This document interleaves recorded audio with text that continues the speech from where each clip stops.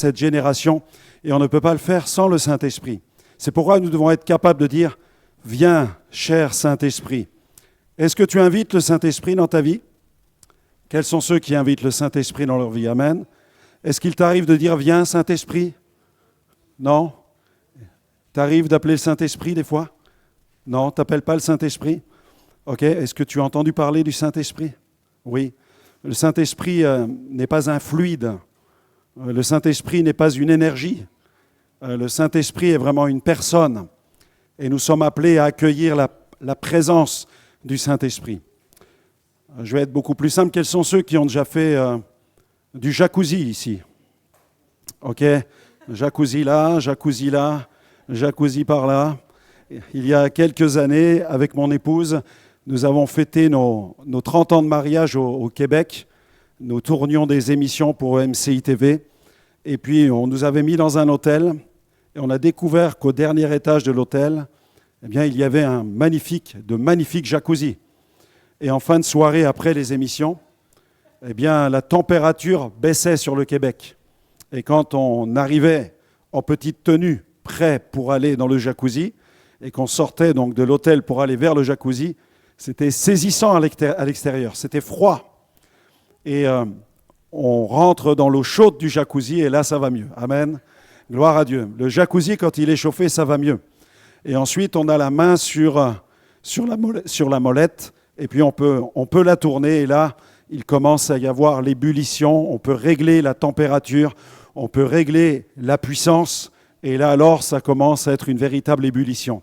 C'est la même chose sur le plan spirituel. Tu peux sortir de ta zone de confort, et puis tout à coup te rendre compte que tout autour de toi, c'est vraiment froid, il n'y a rien qui se passe. Et parfois, c'est ce qui se passe dans l'Église.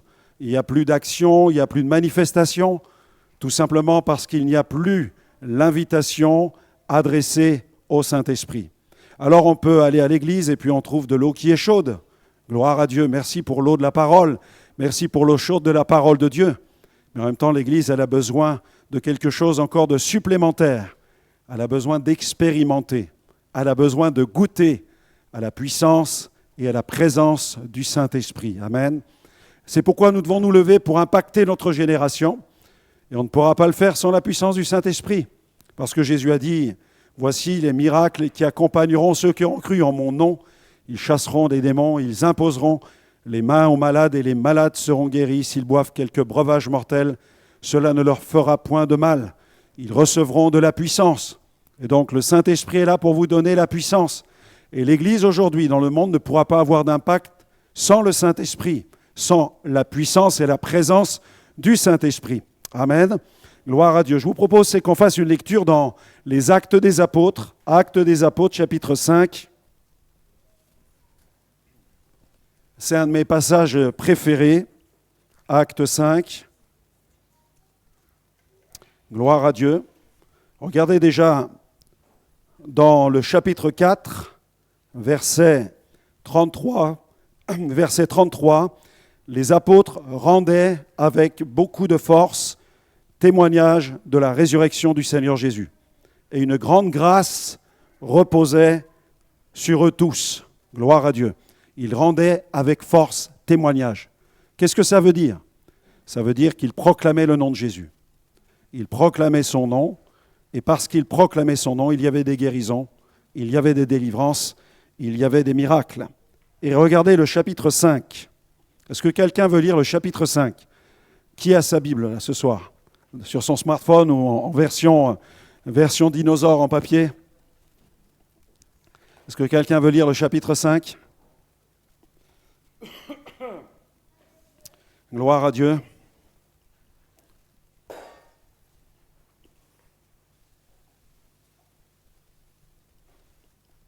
Est-ce que quelqu'un là?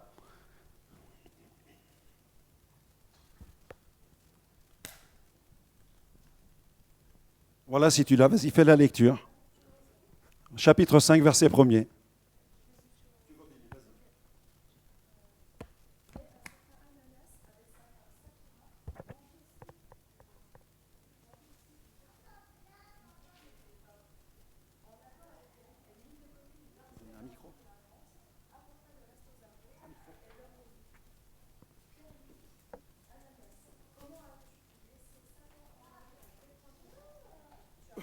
Je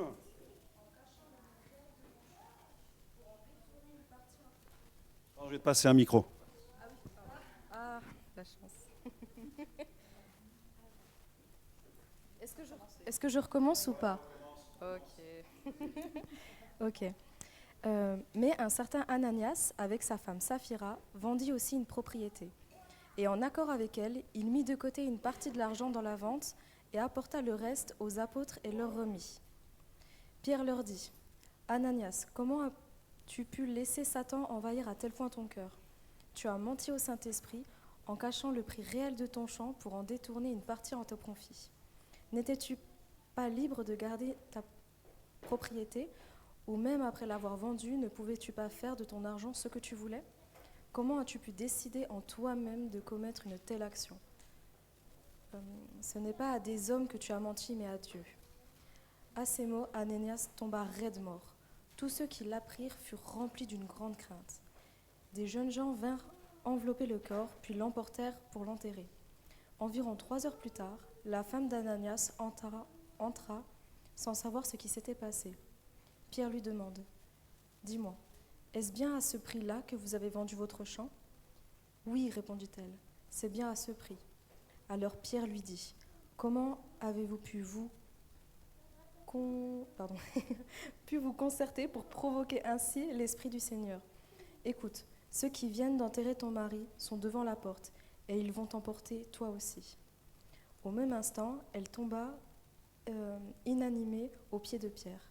Les jeunes gens qui rentrèrent la trouvèrent morte. Ils l'emportèrent et l'enterrèrent aux côtés de son mari. Cet événement inspira une grande crainte à toute l'Église, ainsi qu'à tous ceux qui en entendirent parler. Gloire à Dieu. Amen. Verset 12, regardez ce qui est écrit. Verset 12. Verset 12 nous dit, « Et beaucoup de miracles et de prodiges se faisaient au milieu du peuple par les mains des apôtres. Ils se tenaient tous ensemble au portique de Salomon et aucun des autres n'osait se joindre à eux, mais le peuple les louait hautement. Le nombre de ceux qui croyaient au Seigneur, hommes et femmes, s'augmentait de plus en plus, en sorte qu'on apportait les malades dans les rues et qu'on les plaçait sur des lits et des couchettes, afin que lorsque Pierre passerait, son ombre, au moins, couvrit quelqu'un d'eux. La multitude accourait aussi des villes voisines, à Jérusalem, amenant des malades et des gens tourmentés par des esprits impurs, et tous étaient guéris. Amen. Vous pouvez imaginer ce qui se passait dans les Actes des Apôtres, comment la puissance de Dieu se manifestait. Dans le contexte de ce passage, c'était le réveil à Jérusalem. Un réveil, c'est quelque chose qui défie véritablement notre raison, c'est quelque chose qui défie notre intelligence. Lorsqu'il y a un réveil, Dieu fait des choses qui nous subjuguent, qui nous surprennent. L'apôtre Pierre, vous savez que souvent quand on prie pour les malades, on prie au nom de Jésus. On dit, Seigneur, guéris cet homme ou libère cet esprit tourmenté. Et on va prier pour... Tu peux monter le son, s'il te plaît? Parce que comme je suis aphone, ça m'a... Merci, tu seras gentil. Donc, quand on prie pour les malades, on prie au nom de Jésus. Et au nom de Jésus, il y a des guérisons, il y a des délivrances. Mais là, dans le contexte de Jérusalem, eh bien, il n'y avait pas de prière. Pierre ne s'arrêtait plus pour prier. Pierre marchait dans la ville de Jérusalem. Et il y avait une telle action du Saint-Esprit qu'on amenait les gens de partout, les infirmes, les possédés, les gens qui étaient dans des états déplorables. Et on les alignait le long du trottoir. Et Pierre vaquait à toutes ces activités, à tel point que lorsqu'il passait, les gens, les villageois espéraient qu'au moins son ombre pouvait les couvrir, de telle manière que la puissance de Dieu se manifeste à l'égard des possédés et des malades. Et c'est ce qui se passait. Pierre marchait, et alors qu'il marchait, la puissance de Dieu était déversée sur les malades, les maladies quittaient ceux qui souffraient, et les démons quittaient les possédés. C'est la puissance de Dieu. Lorsque Dieu manifeste un réveil, il fait des choses qui défient notre raison. Et nous devons nous préparer à des choses qui vont défier notre raison. L'Église a besoin de se réveiller. La vie de l'Église, ça n'est pas seulement aller au temple, s'asseoir de temps en temps et consommer de la louange sur écran, consommer de la chorale, consommer de la musique, mais c'est véritablement prendre conscience qu'on a besoin de se préparer pour ce que Dieu est sur le point de faire. Est-ce que vous croyez que Dieu est capable de faire des choses puissantes? Amen.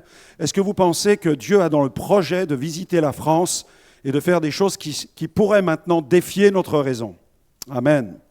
C'est pourquoi Dieu désire lever une jeunesse de dignité royale. Une jeunesse de dignité royale. Le thème de ce week-end, c'est sur la royauté aussi.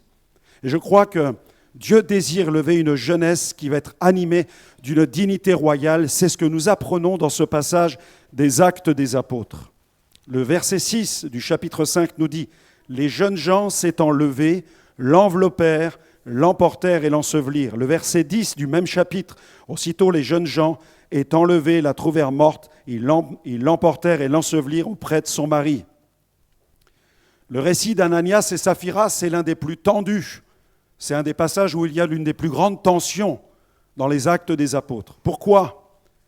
Parce qu'à l'époque, on est habitué à la puissance de Dieu qui fait du bien. On proclame des paroles de connaissance, on proclame des paroles de sagesse, on prie pour les malades. À Jérusalem, il y a des guérisons, il y a des miracles, des choses étonnantes qui se produisent.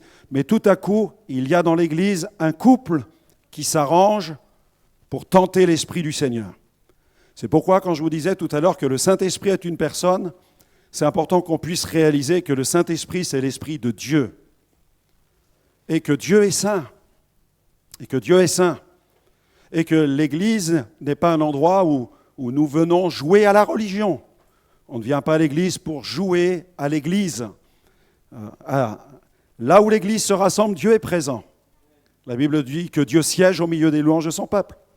Et c'est pourquoi, quand nous nous rassemblons, il est important que nous venions avec le désir de rencontrer Dieu et le désir de laisser Dieu nous rencontrer, laisser Dieu nous visiter, laisser Dieu nous transformer par la puissance du Saint-Esprit. Et là, la jeunesse que nous avons ici dans les Actes des Apôtres, c'est une jeunesse qui a vécu la plénitude du Saint-Esprit. Ils ont fait l'expérience de la Pentecôte. Dans Acte 2, il y a une effusion extraordinaire. Les 120 disciples se tiennent dans la chambre haute et ils cherchent le cœur de Dieu. Ils ont cherché le cœur de Dieu pendant une dizaine de jours. Ils avaient entendu cet ordre de Jésus qui, au moment de l'ascension, leur avait dit de rester à Jérusalem jusqu'à ce qu'ils soient revêtus de la puissance de Dieu. Et donc, ils se tenaient dans la prière et ils attendaient un signe, quelque chose que Dieu allait produire. Mais ils ne savaient pas à quoi allait ressembler cette visitation. Alors, ils ont prié, ils se sont tenus dans la présence de Dieu. Et le jour de la Pentecôte, la Bible nous dit qu'il y a eu un phénomène surnaturel. Il y a eu comme un vent, comme un souffle puissant qui est entré dans le lieu où ils priaient. Et tout à coup, les 120 qui étaient rassemblés se sont mis à parler en d'autres langues selon que l'Esprit leur a donné de s'exprimer. Ils ont parlé en d'autres langues. Waouh, gloire à Dieu. Quels sont ceux qui sont baptisés de l'Esprit ici? Levez voir votre main. C'est-à-dire qui parlent en d'autres langues, qui ont expérimenté le parler en langue. Gloire à Dieu. C'est un phénomène qui est surnaturel.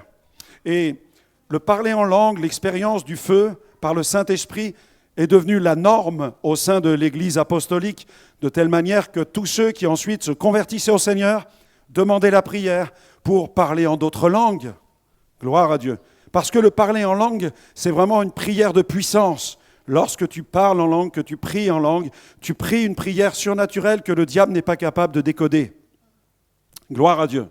C'est une prière puissante. Lorsque tu pries en français, tu cherches tes mots, tu cherches ta syntaxe et ton vocabulaire. Quand tu pries en langue, ce n'est pas ton intelligence qui prie, c'est ton esprit. Comme le dit l'apôtre Paul dans son enseignement sur le parler en langue, celui qui parle en langue ne parle pas aux hommes mais à Dieu, car c'est en esprit qu'il dit des mystères. Grâce à la prière en langue, tu vas évoluer dans le domaine du surnaturel. C'est pourquoi nous avons besoin de développer la prière en langue. C'est pourquoi nous devons prier pour cela. Et c'est pourquoi nous avons besoin aussi d'être renouvelés dans le Saint-Esprit. Et cette jeunesse n'est pas seulement une jeunesse qui a expérimenté le surnaturel. Cette jeunesse a vu des miracles, elle a vu des signes. Cette jeunesse a vu l'apôtre Pierre marcher dans la ville. Cette jeunesse était habituée à voir des signes accompagner l'apôtre Pierre. Mais cette jeunesse est aussi une jeunesse qui a fait le choix de préserver la sainteté. Et quand on parle du Saint-Esprit, on doit parler de sainteté. Et je crois que Dieu nous attend sur le terrain aussi, en tant que jeunes, sur le terrain de la sainteté. Cette jeunesse, cette jeune génération a été capable de porter des responsabilités dans un des moments où la tension était la plus forte à Jérusalem, où l'apôtre Pierre a exercé un don spirituel, une parole, une sentence de justice. C'est vrai que nous, on aime bien les paroles, on aime bien les dons spirituels où le Seigneur dit « Au nom de Jésus, lève-toi et marche ». Amen. Vous aimez ces paroles-là. Gloire à Dieu. Vous aimez le don d'opérer des miracles quand on dit à l'aveugle « Aveugle, ouvre tes yeux ». Ou au muet, on lui commande de parler. Gloire à Dieu. Ou au démon de sortir. Mais là, l'apôtre Pierre a proclamé une parole qui est une sentence de justice, un jugement de Dieu qui a frappé l'homme, qui a frappé la femme. Et vous remarquerez que dans cette histoire, ceux qui ont pris les choses en main, ce sont les jeunes gens. Les jeunes gens n'ont pas pris la poudre d'escampette. Ils sont restés sur place et la Bible dit qu'ils se levèrent et ils enveloppèrent les corps, ils les emportèrent, ils les ensevelirent. C'est une jeunesse qui porte le poids de la responsabilité. Amen. C'est une jeunesse de dignité royale qui se tient au cœur du mouvement de Dieu. Dans le terme grec, dans l'original, le mot grec utilisé ici pour désigner les jeunes gens est néotéros. Ça évoque les plus jeunes, les jeunes adultes ou la jeune génération. Ce qui signifie que les jeunes n'ont pas été spectateurs. Imaginez que quelqu'un tombe à terre maintenant ici, raide mort. Qu'est-ce que vous feriez? Qu'est-ce que les jeunes feraient? Et dans cette scène des Actes des Apôtres, les jeunes se lèvent. Les premiers qui se lèvent, ce sont les jeunes. Et ils vont ramasser les cadavres pour les sortir du lieu où l'Église priait. Les jeunes vont prendre les choses en main. C'est une histoire incroyable, non? Moi, c'est un des textes qui m'a le plus impressionné dès le début de ma conversion, parce que je me disais comment j'aurais réagi à cette époque-là si j'avais été en présence de deux personnes qui sont frappées par une parole. Là, vous ne pouvez pas aller porter plainte en disant à la police, le pasteur vient de proclamer une parole sur un membre de l'Église, ce membre est mort. Il est mort sur place. Le pasteur a proclamé une deuxième parole et sa femme est décédée sur place. La police, elle dirait, mais ça va, vous vous sentez bien? Écoutez, on n'est pas là pour ce genre d'histoire, rentrez chez vous tout de suite. Vous imaginez la scène, en fait, l'onction a parlé par la bouche de l'apôtre Pierre. Et cette parole qui a résonné, c'était la manifestation de la sentence de Dieu, de la justice de Dieu, parce qu'ils ont tenté le Saint-Esprit. Le Saint-Esprit est vraiment saint, c'est vraiment une personne. Et l'apôtre Paul a donné plusieurs enseignements sur le Saint-Esprit, en disant, n'attristez pas le Saint-Esprit, n'outragez pas le Saint-Esprit, ne mentez pas au Saint-Esprit. Il y a plusieurs passages dans les Écritures où nous sommes appelés à avoir du respect pour la personne du Saint-Esprit. Et je crois que de ce passage nous parle vraiment de la restauration, de la crainte de Dieu, de l'importance pour l'Église de prendre conscience du fait que l'Église doit craindre Dieu, et tout particulièrement les jeunes aujourd'hui dans les églises doivent avoir la crainte de Dieu. Attention, je ne parle pas de légalisme. Non, je parle vraiment du respect pour Dieu, d'un respect profond manifesté à l'égard de Dieu. Une jeunesse de dignité royale est capable de responsabilité. Dans cette scène, les jeunes ne contestent pas. Ils ne se lèvent pas pour dire à l'apôtre Pierre, « Mais Pierre, qu'est-ce que tu as fait? Pourquoi tu t'es comporté comme ça? Pourquoi tu as parlé comme ça? Regarde, tu viens de parler, tu viens de tuer 2 personnes en parlant. » Vous imaginez? C'est comme si ces paroles, c'était comme des coups de revolver. Et les gens tombent par terre. En fait, les jeunes avaient compris une chose. Les jeunes de cette église-là étaient tellement remplis du Saint-Esprit qu'ils savaient que ça n'était pas Pierre qui avait accompli le jugement, mais que c'était Dieu qui venait de l'accomplir par la bouche de l'apôtre Pierre. Ce qui signifie quelque chose d'extrêmement important. C'est qu'à l'époque, les jeunes dans l'Église avaient pleinement conscience que Dieu parlait par la bouche des serviteurs de Dieu. Les jeunes avaient conscience que les apôtres étaient le canal de la parole de Dieu. Et c'est pourquoi nous devons être les canaux de la parole de Dieu. Non seulement nous les pasteurs, mais aussi chaque enfant de Dieu doit devenir le canal de la parole de Dieu. Les jeunes ne paniquent pas, les jeunes ne contestent pas, ils vont agir avec sérieux, avec dignité et avec maturité. Je crois que le réveil biblique exige des jeunes capables de gérer la gloire, mais aussi la gravité. Gloire à Dieu. N'imaginons pas un réveil seulement avec des choses positives. Ne poursuivons pas l'idée d'un réveil où ça va être un tapis rouge devant nous et qu'il n'y aura pas de problème. Vous savez, lorsqu'une vague vient de la mer et qu'elle vient s'échouer sur la plage, elle entraîne avec elle aussi toutes sortes de détritus, toutes sortes de débris qu'elle a drainés dans les fonds marins. Et quand la vague vient, les choses qui étaient enfouies sous la mer reviennent à la surface. De la même manière, quand il y a un puissant mouvement du Saint-Esprit, gloire à Dieu, il y a des choses glorieuses qui s'accomplissent. Mais il y a aussi des choses terribles qui peuvent s'accomplir. Parce que Satan va essayer de détruire le réveil. Le travail de Satan, c'est de saper le réveil, c'est d'empêcher le réveil. Comment fait-il ? Il se sert de la chair. Il se sert de la chair du péché. Satan exploite le terrain de notre chair pour nuire au réveil spirituel. C'est pourquoi l'apôtre Paul a enseigné dans plusieurs de ses lettres sur l'importance qui consiste à marcher selon l'esprit. Marchez selon l'esprit, et vous n'accomplirez pas les désirs de la chair. Le réveil, gloire à Dieu, ce sont des guérisons. Le réveil, gloire à Dieu, ce sont des délivrances. Le réveil, gloire à Dieu, ce sont des miracles. J'ai eu l'occasion de parcourir le monde dans plus de 50 pays. Des réveils, j'en ai vu sur toute la planète. J'ai vu des choses, des miracles qui ont défié ma raison. Mais je sais une chose, c'est que Satan fera tout pour détruire l'œuvre du Saint-Esprit. Et pour cela, il tente, pour cela, il oppresse, il opprime, il maltraite. Satan fait son travail. Dès que l'Église se réveille, Satan se met en marche. Quand j'étais jeune, à la maison, on avait un chien, c'était un boxer. Et il dormait dans sa niche. Et le matin, quand nous nous levions, dès qu'il entendait le bruit de nos pas dans la chambre, parce que nous dormions à l'étage, dès qu'il entendait le bruit de nos pas, il sortait de sa niche et on entendait ses griffes sur le carrelage. Sur le plan spirituel, c'est la même chose. Dès que l'Église se met en mouvement, le diable se lève.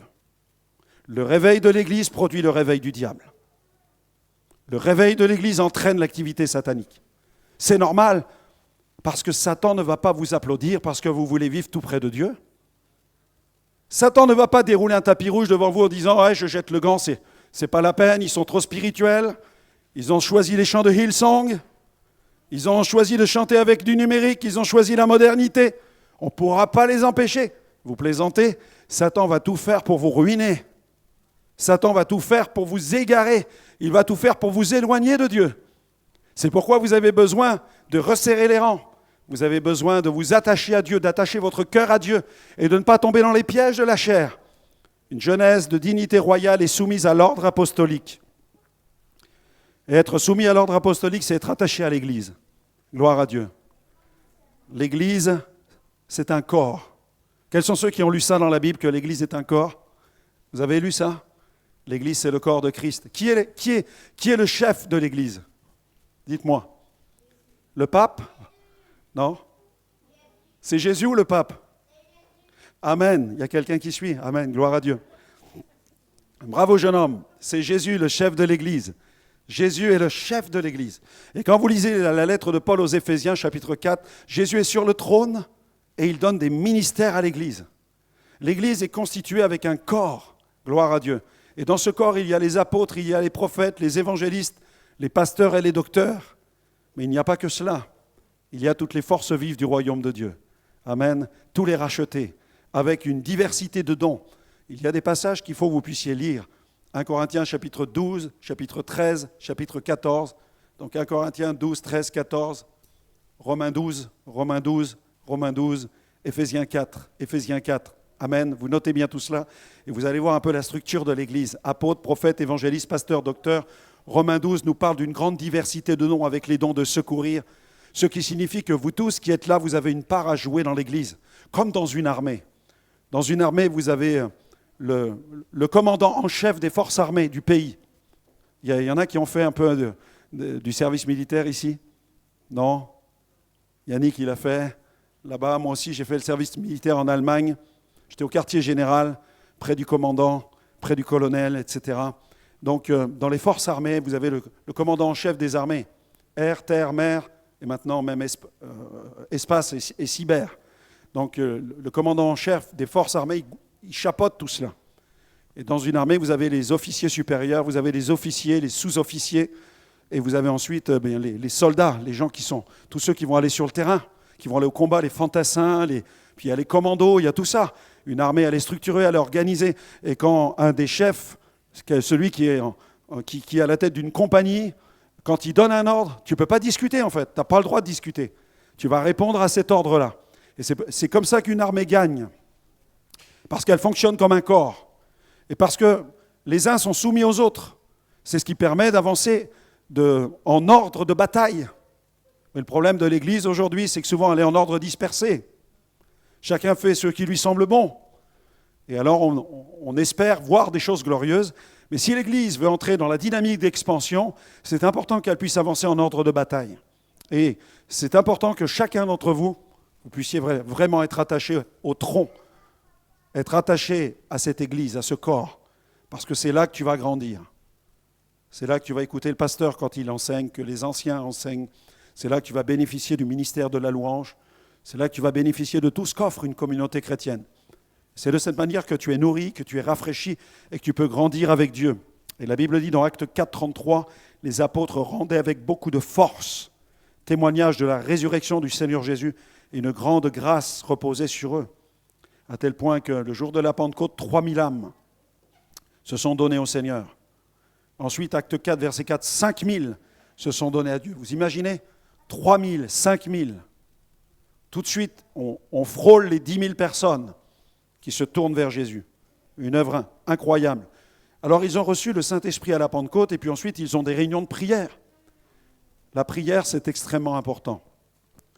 C'est une des réunions les plus négligées dans l'Église alors que c'est la réunion qui devrait être la plus fréquentée parce que c'est dans la réunion de prière qu'on remporte nos batailles. Et je vous invite vraiment à aller dans les réunions de prière, même si vous ne comprenez pas tout ce qui se passe dans les réunions de prière, même si vous avez l'impression peut-être de perdre votre temps, mais allez-y parce que le Saint-Esprit va commencer à vous enrôler dans la prière. Le combat dans la prière, c'est quelque chose qui s'apprend. C'est quelque chose que l'on va acquérir, le combat spirituel. Dans les réunions de prière, tu peux prier en langue, pendant que tu entends quelqu'un prier en français. Puis tu peux aussi commencer à apprendre à prier, même si c'est timidement. Mais tu peux entrer de plus en plus dans la vie de prière, parce que Dieu t'appelle à être un guerrier de prière. Je remarque qu'aujourd'hui, il y a bien des gens qui veulent des grands ministères, ils veulent être apôtres, ils veulent être évangélistes, ils veulent être sur les estrades, mais ils ne sont pas à la prière. On ne peut pas briller sur une estrade si on ne brille pas devant Dieu dans l'intimité. Dieu veut voir ta face dans l'intimité avant d'exposer ta face sur la scène publique. C'est pourquoi celui qui prétend ou qui aspire à exercer un ministère public, à aller plus loin avec Dieu, Dieu lui fixe le rendez-vous du lieu secret dans la prière. Parce que c'est là qu'il va t'armer, c'est là qu'il va t'équiper, et c'est là qu'il va te donner, qu'il va déverser sur toi une onction de discernement. Tu vas recevoir une onction d'intelligence dans la prière, une onction de sagesse, une onction de force. Jésus était loin du Saint-Esprit et de force. Et le prophète Ésaïe, évoquant Jésus et cette onction, la détaille de cette manière. L'Esprit du Seigneur est sur lui, c'est-à-dire l'Esprit règne sur Jésus. Et l'Esprit qui règne sur Jésus lui confère de l'intelligence, de la sagesse, de la force. C'est l'onction. Et c'est dans la prière que tu vas acquérir ces choses.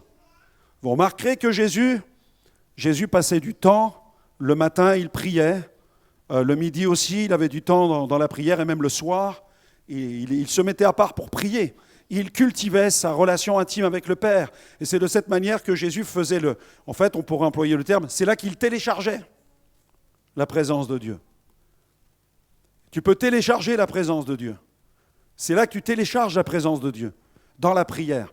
Parce que Dieu voit ton cœur et Dieu voit ta proximité. Dieu voit ton désir d'être attaché à lui. C'est alors qu'il va déverser de plus en plus sur ta vie. Moi, je vois bien des gens qui font du surplace sur le plan spirituel. Ils veulent, ils aspirent, ils voudraient, mais ils font du surplace, ils moulinent. Tout simplement parce qu'ils ne sont pas dans la prière. Et parce qu'ils ne sont pas dans la prière, Dieu n'ouvre pas les portes. Dieu leur résiste. Gloire à Dieu. Merci Seigneur. Merci à Dieu pour les portes qu'il ferme. Savez-vous pourquoi? Parce que si Dieu les ouvrait, on irait au clash.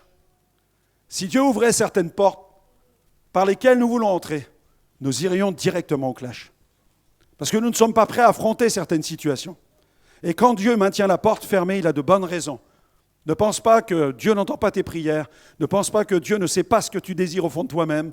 Dis-toi qu'il sait très bien ce que tu veux. Mais lui, ce qu'il veut pour toi est bien différent que ce que toi tu aspires pour toi-même. C'est pourquoi reste vraiment attaché au cœur de Dieu. Parce que le meilleur, c'est la volonté de Dieu. Ce n'est pas ta volonté. Le meilleur, c'est vraiment la volonté de Dieu pour ta vie. C'est le meilleur de Dieu pour ta destinée. Gloire à Dieu. Une jeunesse de dignité royale est forte émotionnellement, elle est forte aussi spirituellement. On l'a vu ici. Une jeunesse de dignité royale sert aussi dans l'ombre. Ces jeunes n'aspiraient pas à la plateforme. Ces jeunes n'aspiraient pas à être dans les projecteurs. Ça ne veut pas dire que ce n'est pas bien d'y être. Malheureusement, parfois dans l'Église, on dit une chose et son contraire. Je rends grâce à Dieu pour tous ceux qui acceptent de servir Dieu dans la lumière. Amen. Il nous faut des personnes qui soient audacieuses et qui osent aussi servir. Il faut de l'audace pour prêcher, il faut de l'audace pour chanter.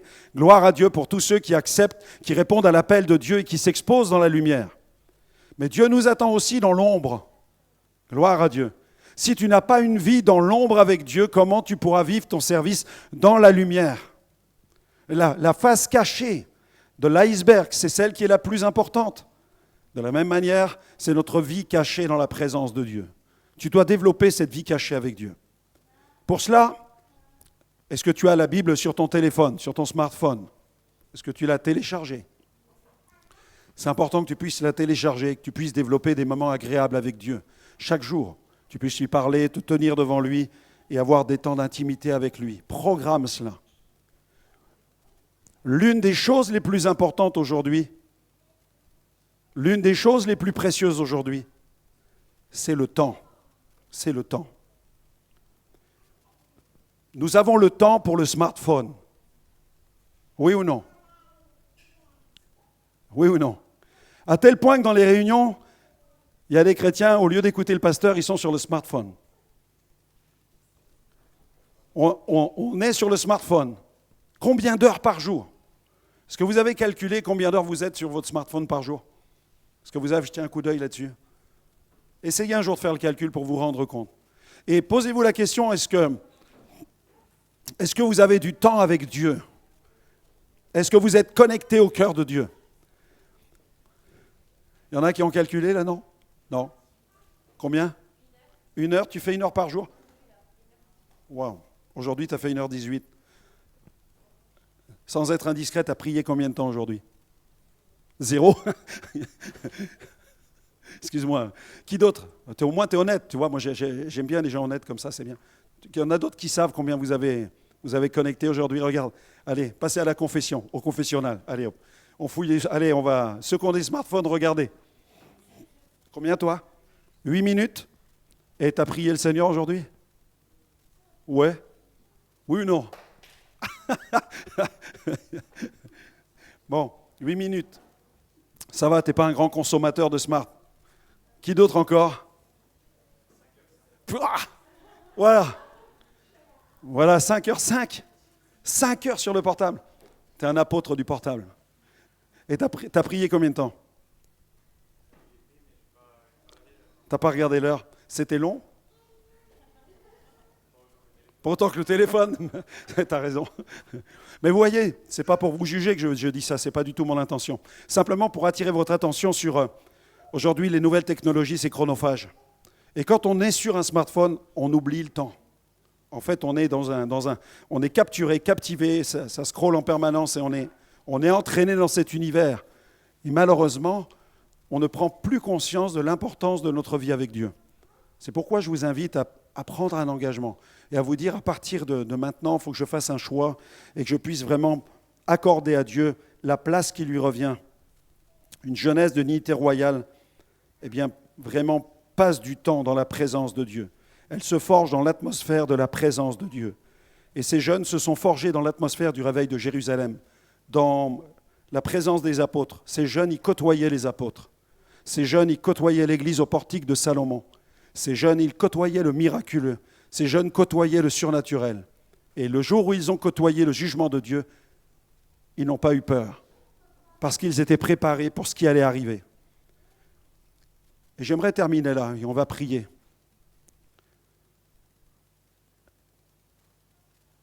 Une jeunesse de dignité royale, elle doit être au fait des enjeux eschatologiques. Une jeunesse de dignité royale, elle doit être au fait des événements qui arrivent. Parce que la Bible parle de la fin des temps, elle parle aussi de la manifestation des jugements de Dieu. Et les signes de la fin sont en train de se multiplier, de s'accélérer, d'augmenter en intensité et de converger les uns vers les autres. Et ce qui se passe actuellement sur la planète devrait nous interpeller au plus haut point en tant qu'enfants de Dieu pour nous consacrer encore plus au Seigneur. Et prendre conscience que les temps que nous vivons sont des temps d'une tension mondiale jamais connue auparavant. Parce que nous sommes à une époque où nous pouvons détruire une multitude de fois la planète Terre avec des dirigeants qui sont dans des états psychologiques les plus inquiétants qui soient, si vous voyez ce que je veux dire, pour rester poli. Mais l'Église doit prendre conscience de la situation. Et on ne doit pas accepter les choses comme, vous savez, comme les 5 heures qui défilent sur le smartphone, et nous, on a les chaînes de télé info en boucle, qui nous racontent les choses et qui nous disent qu'en fait, on va vers la destruction, on va vers la catastrophe. Tel chef d'État pourrait appuyer et envoyer des missiles sur le monde, des missiles nucléaires. Tel autre pourrait se fâcher. S'il ne se lève pas du bon pied, il peut détruire une nation entière. Vous voyez, on vit dans un monde un peu comme ça, qui est comme une cocotte minute qui est sur le point d'exploser. Et nous, en tant qu'enfants de Dieu, en tant que rachetés, est-ce qu'on va laisser les choses se dérouler comme le scroll du téléphone? Est-ce qu'on va laisser les choses comme ça, se dire, en fait, Inch'Allah, on verra bien. Hein? Mais je crois qu'on peut changer les choses. Je crois que l'Église, elle peut changer les choses. Ou en tout cas, avant que des choses catastrophiques se produisent, l'Église peut se préparer pour l'enlèvement. Et l'Église aussi peut accélérer l'avènement du Seigneur en évangélisant, en répandant la bonne nouvelle. Mais pour qu'on puisse répandre la bonne nouvelle, il faut qu'on soit équipé. Il faut qu'on puisse avoir une relation avec le Saint-Esprit. Mais pas une relation simplement du bout des lèvres avec le Saint-Esprit, mais une vraie relation intime avec lui. J'aimerais qu'on se lève ensemble et puis qu'on puisse maintenant prier. J'aimerais aussi prier pour ceux qui le souhaitent et qui aspirent à plus de sa présence. On va prier pour cela. Peut-être si on peut avoir un fond musical, la régie, merci. Un accompagnement, alléluia, gloire à Dieu. Et on va prier pour que le Saint-Esprit nous remplisse de sa présence.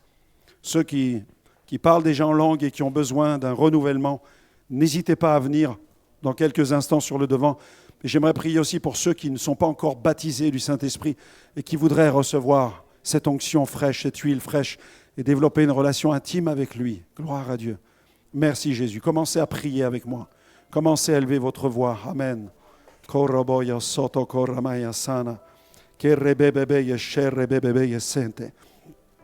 Gloire à ton nom, Jésus.